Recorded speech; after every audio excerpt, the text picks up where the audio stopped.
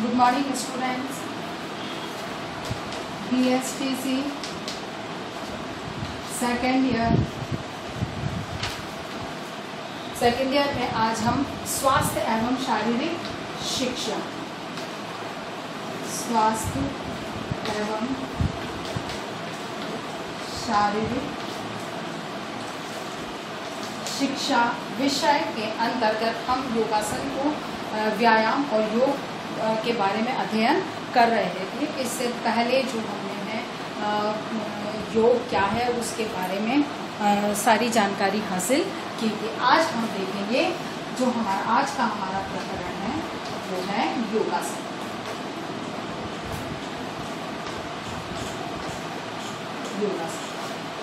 ठीक है, योगासन अगर हम इस शब्द पर जाते हैं, योगासन को समझने के लिए अगर इसका शाब्दिक अर्थ देखते हैं तो ये दो शब्दों से बनकर बना है, योग प्लस आस, जो कि अस धातु से निर्मित है। अर्थात ये अस धातु से आसन बना है जिसका अर्थ है बैठना। योग आसन का अस धातु से जो मिलकर बना है उसे योगासन कहा है, जिसका अर्थ है कि किसी एक निश्चित मुद्रा या किसी एक प्रक्रिया के रूप में सुखद रूप में बैठने की प्रक्रिया को योगासन कहा जाता है। यहाँ पर पतंजलि के शब्द पर अगर हम ध्यान दें, क्योंकि योगासन मूल रूप से पतंजलि ऋषि के द्वारा ही विश्व को दिया गया था, क्योंकि ये एक तरह से कहा जाए कि योगासन वह प्रक्रिया है जिसके माध्यम से मनुष्य के शारीरिक विकारों को, आंतरिक या बाह्य सभी प्रकार के शारीरिक विकारों को दूर किया जा सकता है। इसीलिए योगासन का जो एक महत्व है वो एक मनुष्य के जीवन के लिए बहुत बढ़ जाता है और इसीलिए योगासन करना हमारे लिए अनिवार्य होता है। तो पतंजलि के शब्दों को अगर हम यहाँ देखते हैं कि उन्होंने योग के बारे में क्या कहा है, उन्होंने कहा है कि स्थिरम सुखम आसन,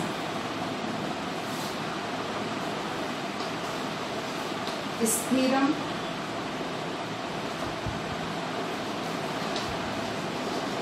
सुखम आसन, स्थिरम सुखम आसन,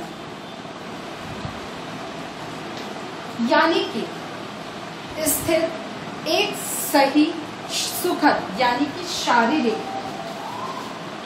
शारीरिक मुद्रा की बात आती है कि शारीरिक मुद्रा में एक सुखद पूर्ण आसन या शरीर को जिससे कष्ट न हो ऐसे सहज तरीके से बैठकर और कुछ समय तक ध्यान पूर्वक किसी व्यायाम या किसी आसन को करना योगासन कहलाता है। स्थिरम सुखम आसनम यानी कि निश्चित एक स्थिति में एक सही रूप में शारीरिक सुख, जिसमें कि शरीर को सुख की प्राप्ति हो, कष्ट ना हो और उस सुख पूर्वक बैठकर आसन को करना ही योगासन कहलाता है। तो योगासन जो है वो एक तरह से कहा जाए कि मनुष्य के जीवन में योगासन का महत्व बहुत अधिक है, क्योंकि योगासन में मनुष्य की शारीरिक पीड़ा,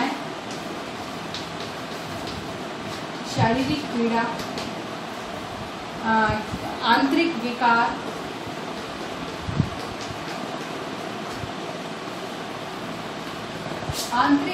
आदि जितने भी प्रकार की समस्याएं होती हैं, क्योंकि हम बाह्य शरीर को बेशक हो सकते हैं स्वच्छ रखने के लिए साबुन का उपयोग करके साफ सुथरा रख सकते हैं, लेकिन आंतरिक अंगों के शोधन के लिए या उनकी शुद्धि के लिए मनुष्य क्या करेगा। तो उसके लिए ये योगासन ऐसी प्रक्रिया या इस तरह के व्यायाम है या व्यायाम जैसे समझ सकते हैं जिसके माध्यम से मनुष्य अपने आंतरिक अंगों को, जैसे रक्तचाप है, पाचन तंत्र है, श्वसन तंत्र है, इन सबको स्वच्छ और सक्रिय रखने के लिए और इनके अंदर अतिरिक्त ऊर्जा या शक्ति जो कि उनको आवश्यक है, वो आवश्यक शक्ति उपलब्ध कराने का कार्य इन योगासनों के माध्यम से होता है। इसीलिए योगासन का व्यक्ति या समाज के लिए बहुत महत्व बढ़ता है और यही कारण है कि विश्व में योग दिवस के रूप में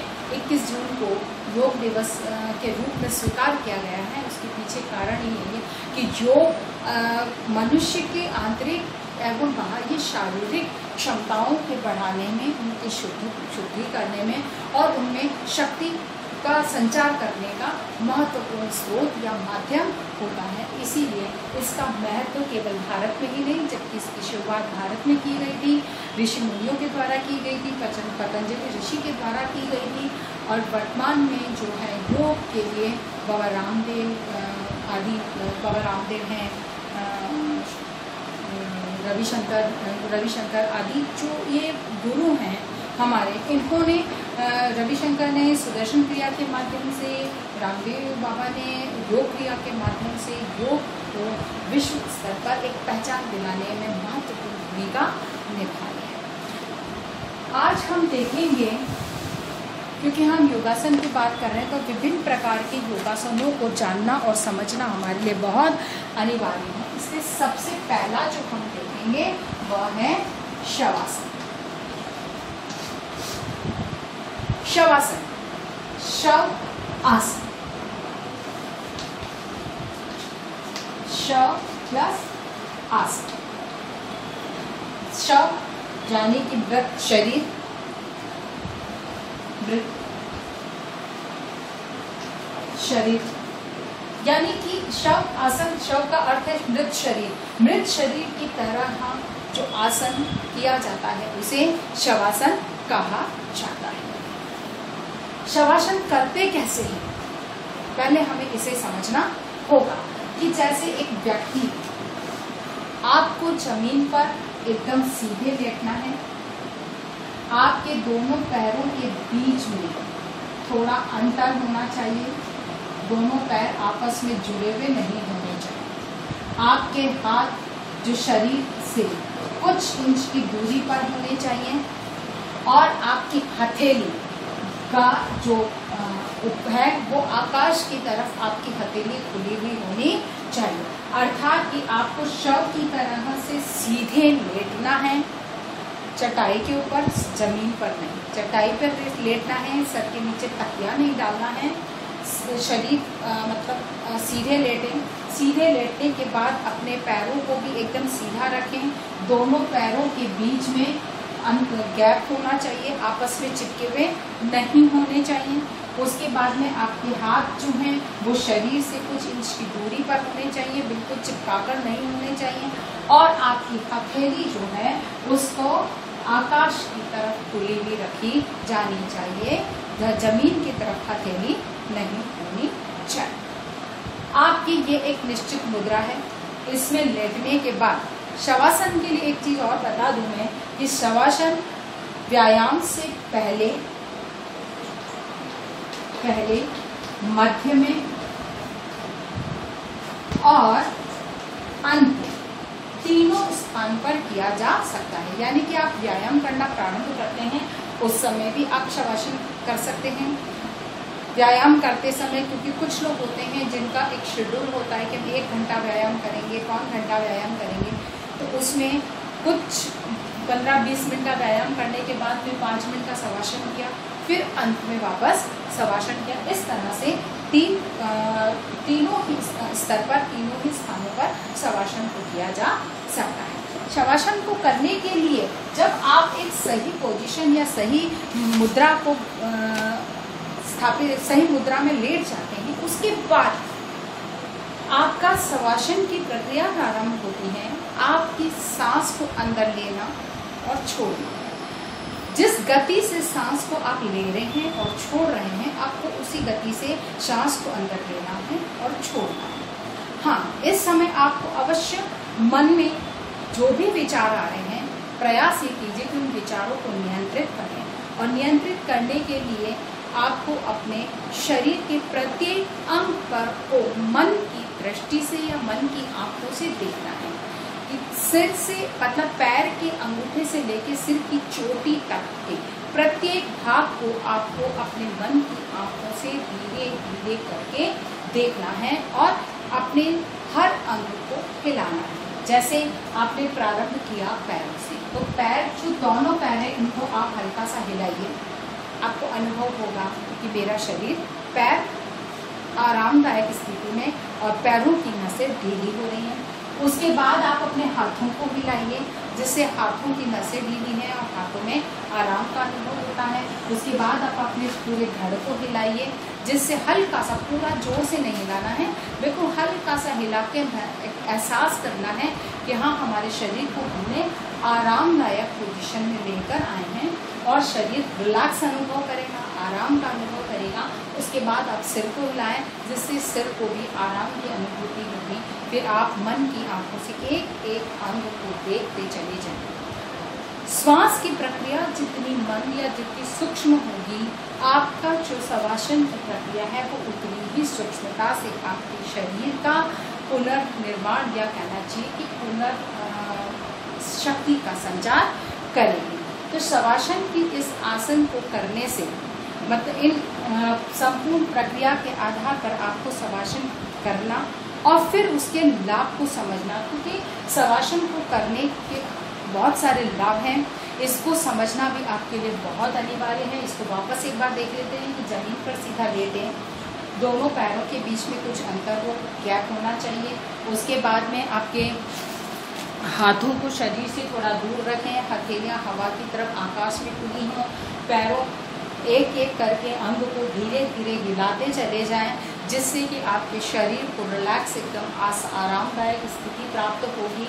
और जब इसकी अनुभूति होती है, उसके बाद में मन की आंखों से एक एक करके अपने अंगों को देखना प्रारंभ करें। जिस तरह से कोई सामने व्यक्ति खड़ा होकर आपको एक एक अंग को खुली आंखों से देख सकता है, ऐसे ही आपको अपने मन की आंखों से अपने शरीर के प्रत्येक अंग पर अपनी दृष्टि डालनी है, जिससे आपके संपूर्ण शरीर को एक नई शक्ति का, नई ऊर्जा का संचार होगा और एक आराम की जिसकी आवश्यकता है, वो आराम या सुख की अनुभूति आपको इससे प्राप्त हो। अब इसकी बात आती है शवासन के लाभ क्या है, कि हमें इस आसन को करने से क्या लाभ हमें प्राप्त होगा।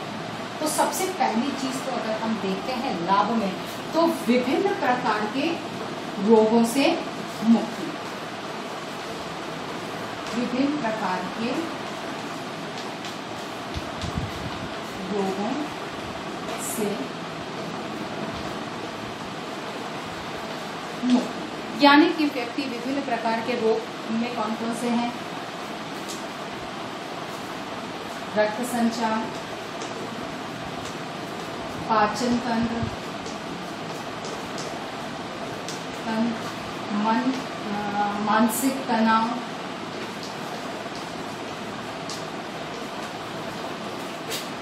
आदि जो विभिन्न प्रकार के रोग हैं, उनसे हमें मुक्ति प्राप्त होती है। या यूँ कहा जाए कि जब मनुष्य शवासन की प्रक्रिया को करता है, तो उसमें उसके रक्त को संचार, क्योंकि पूरे शरीर को ढीला छोड़ता है, तो उसमें जो रक्त संचार है वो एक अपने सामान्य गति से होने लगता है। तो रक्त संचार की जो प्रक्रिया उसको सामान्य करता है, पाचन तंत्र को, फिर श्वसन तंत्र,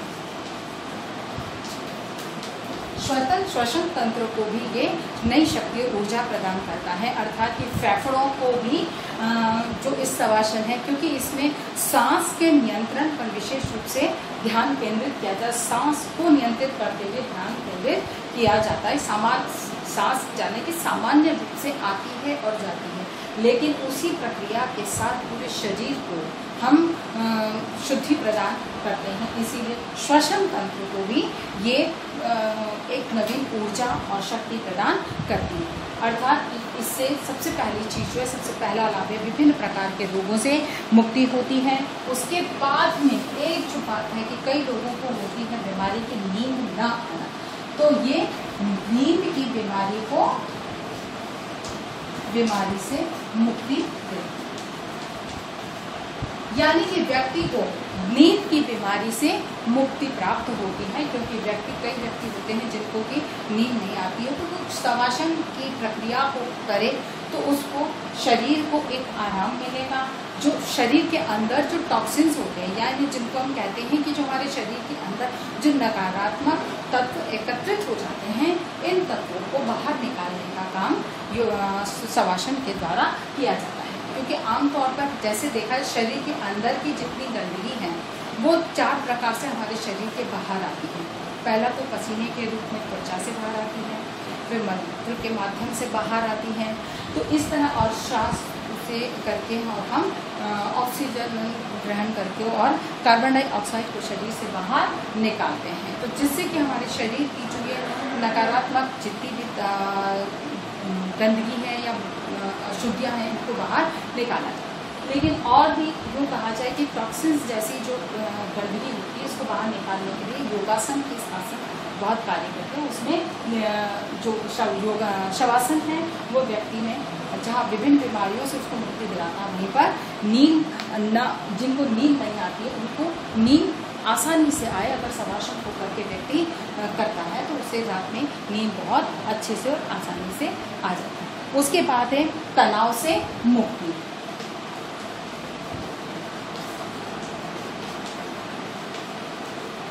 व्यक्ति को तनाव से भी मुक्ति देने का कार्य इस शवासन के माध्यम से होता है, क्योंकि इसमें व्यक्ति अपने पैर के अंगूठे से लेकर मस्तिष्क या अपनी चोटी तक के हर अंग को आराम या रिलैक्स प्रदान करता है, रिलैक्स करता है, जिसकी वजह से उसमें तनाव से उसको मुक्ति की प्राप्ति होती है। उसके बाद में है हृदय संबंधी रोगों से मुक्ति।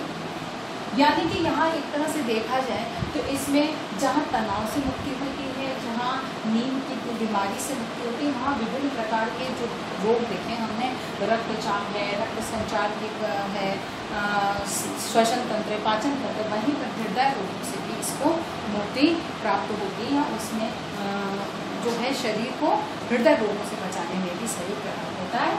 और उसके बाद में है ध्यान केंद्रित करने में भी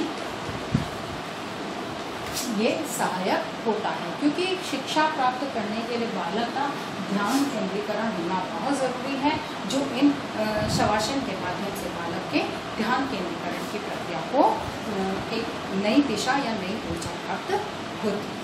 तो शवासन के माध्यम से जहाँ शरीर की समस्त टॉक्सिन्स या जो जितनी भी अशुद्धियाँ हैं उनसे मुक्ति प्राप्त होती है, उसके साथ ही विभिन्न प्रकार के रोगों से व्यक्ति को मुक्ति प्राप्त होती है। आशा करती हूँ कि ये अभी आज का जो हमारा टॉपिक है शवासन, ये समझ में आया होगा आपको। इसी के आधार पर शवासन आसन किस प्रकार से किया जाता है और इसके क्या लाभ हैं इसको स्पष्ट कीजिए, प्रश्न हल कर।